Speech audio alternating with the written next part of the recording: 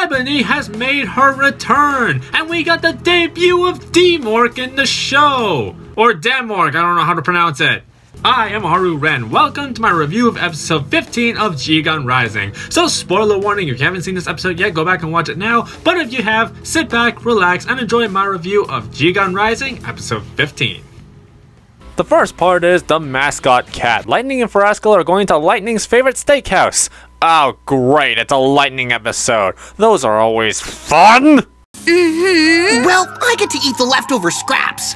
That sounds delicious! Okay, what the heck? Farascal sounds like she's actually enchanted by the idea of steak, but the animation makes her seem like she's being sarcastic. It doesn't match up at all. Did the voice director take a bathroom break when Stacy was recording this, or did the animation team accidentally leave that sweat drop there? So that turns out the sushi restaurant has opened across the street, causing the steakhouse to lose business. Okay, this doesn't make any sense. Sushi and steak are completely different markets. That's like if Subway opened across the street from McDonald's. It wouldn't make that much of a difference. People who like Big Macs aren't all of a sudden going to prefer footlongs. But the reason why the sushi restaurant is attracting customers is because Ebony has returned and she is the restaurant's mascot. And Ebony and Lightning actually have a great reunion here. It really seems like Ebony has really grown as a character, before having to resort to stealing and abusing the power she obtained to survive, but now discovering the value of hard work and finally being at peace with herself. Really makes sense she would be working for a sushi restaurant, so I really like how much Ebony's character has grown, and it's nice that when they do bring her back, it's a genuine feel-good moment.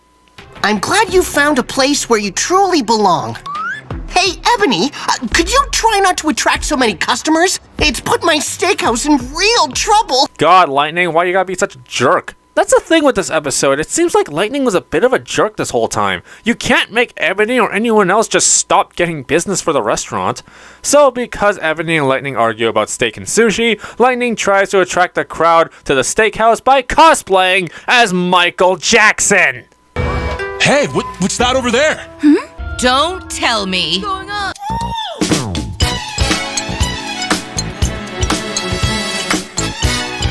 I like how this episode is trying to salvage the nonsense plot by trying to make the customers seem like their appetites are influenced by whatever animal does cool things.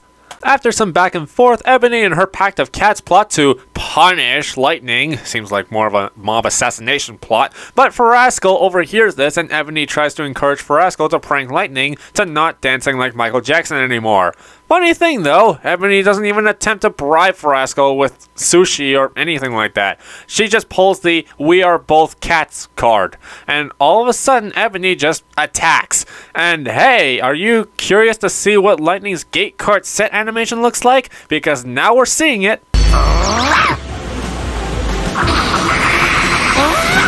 Little over the top, but not bad.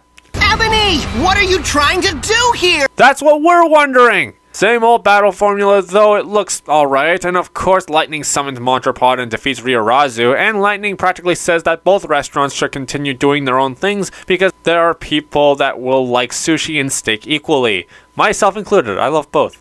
Oh wait, wasn't Lightning the one that started this whole thing? And Farascal finishes it with one prank to Lightning. Lightning's love for steak seems to render him blind to the mousetrap that's clearly under it. Serves you right! The next part is the AB's Grand Adventure. There is an adventure game going on in the Coliseum, so the awesome brawlers decide to go check it out. Ah, no! Another filler episode! You must change into the costumes that have been specially selected for each of you, based on your personalities and abilities. Wow, they selected the costumes really quickly. Didn't they just get there? I gotta say, these costumes actually look really cool on them. They make for really cool wallpapers though, and they really remind me of the Dungeon World characters from Buddy Fight. Ladies and gentlemen, we interrupt this episode of Bakugan to bring you Dungeons and Dragons. You know, I have quite strong feelings regarding filler episodes, but I can't say that I wasn't at least entertained. Dan practically flops at everything, while at least one of the other awesome brawlers win the challenge that is their specialty, like Winton having intellect and Ajit acing the obstacle course easily because, you know, Phantom Thief.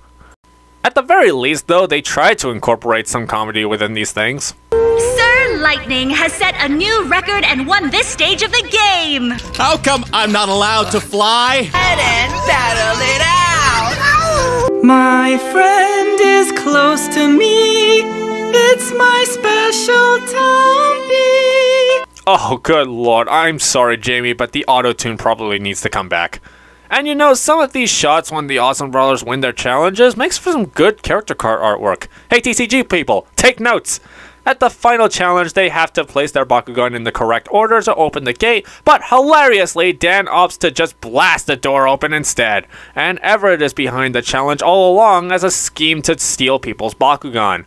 My god, doesn't Benton own this Coliseum? How do you let this happen? So Everett debuts his new Bakugan, Darkest Demork, or Demark, and it looks like super extra layers of thick. Practically, this battle was Everett showing off how good Demork is. I'm guessing because Demork is supposed to be releasing soon, this is practically an advertisement for his toy.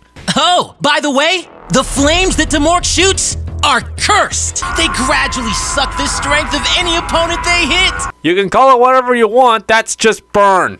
Dan changes his strategy to being unpredictable since Demork can analyze Drago's fight pattern quickly, and they just change to just being goofy. I call this the Crouching Clown Embarrassing Dragon style. Excuse me, can you play that again? I feel like I just went blind.